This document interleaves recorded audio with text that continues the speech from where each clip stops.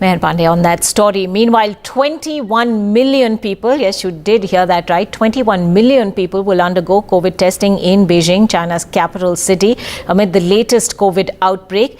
This after Beijing reported just 29 new locally transmitted COVID cases from 6 districts. Fears are also growing that China's capital could now be placed under a very strict lockdown, similar to the one Shanghai has now seen for over 40 days. As China tries to contain a wave of infections, China has a strict zero COVID policy. Minesh Pore, based in Shanghai, an Indian-born entrepreneur, is with us now. Thank you very much indeed for speaking with NDTV. Now, Minesh, what's it been like living under this shadow of China's very strict zero COVID policy and all the crackdowns that this has meant? So the policy, zero COVID policy, of course, has its drawbacks, but there are advantages. As somebody living here, I can see some advantages and some disadvantages. The advantages here have been that the government has been taking care of people. We've been getting free food. All the tests, we've been doing the PCR tests as well as the antigen tests for free. And we've been forming committees between our neighbors, and ordering foods, etc. has been not that difficult. But at the same time, what is more scary than the COVID itself is the central quarantine and the separation from family. So if you have kids and family members, there are chances you might get separated and thrown into central quarantine facilities which are not up to the mark and which have leaking bathrooms. I have friends that have been there, seen videos where they get stuck with no bathrooms, no proper conditions for even taking a bath. So yeah, it's very scary. There have, of course, been rather terrifying accounts of sort of people cracking under this very severe lockdown, and sort of reports of people, in fact, some even resorting to sort of extreme measures. Now, obviously, given the sort of media clampdown there is, sometimes it's hard for these stories to be authenticated. But, what is the sense you're getting living in Shanghai?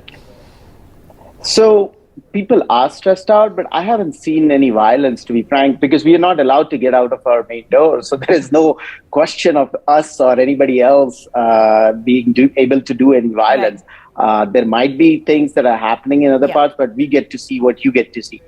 But what has it meant for you personally as an ordinary citizen of Shanghai? You're saying you're getting enough food, but there have also been sort of reports of, food drying out in supermarkets and grocery shops and so on. So, what's your sense on that? Yeah. So it is true. We cannot get what we want, right? We would have to rely on what we can get in terms of government help, whatever the government supplies. If you are completely vegetarian, you might have a challenge because you may not get all the vegetables you need for that. There are challenges with getting certain basic necessities, but luckily, I'm in an affluent neighborhood where we can get together with our neighbors and get the goods that we need. But that needs minimum order requirements. For example, we would need to buy 5,000 to 10,000 RMB worth of goods. And if people don't have that kind of money, it is very hard. Now, Minesh, as someone who sort of works in the supply chain sector, so to speak, what are the larger sort of impacts of this very tight lockdown and this very tight restriction for inflation, for sort of shortages of products and services? What is this going to mean going ahead for China?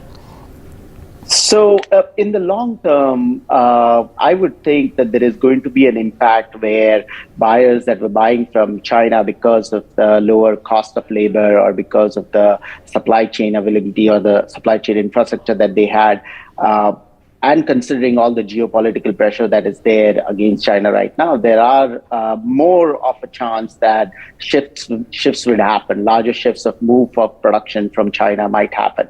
I'm in the sourcing business. We depend. I'm here because we depend on production in China, but we have to hedge our bases as well. So we are developing, for example, our networks in Indonesia, in Thailand, in Vietnam, in India, in Bangladesh, because we would need to hedge production in different countries.